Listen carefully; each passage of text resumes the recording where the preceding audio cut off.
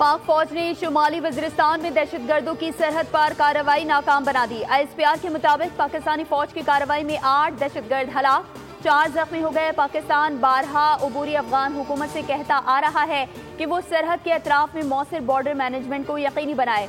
Security forces सरहदों को महफूज बनाने और मुल्क से दहशतगर्दी की लानत को खत्म करने के लिए पुरआज़म हैं।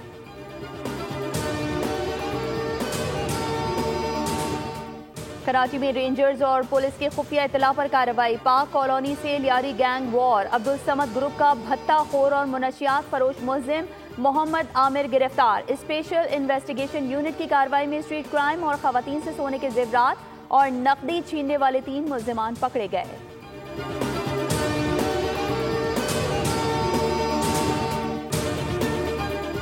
और एक और हादसा होते होते रह गया। तरबेला झील में कश्ती में फंसे लोगों को बचा लिया गया।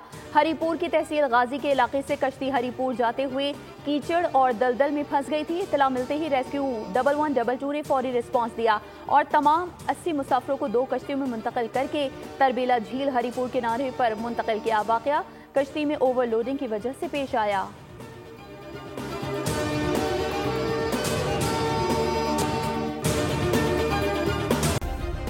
सब्सक्राइब करें और बेल दबाएं ताकि कोई खबर रह न जाए।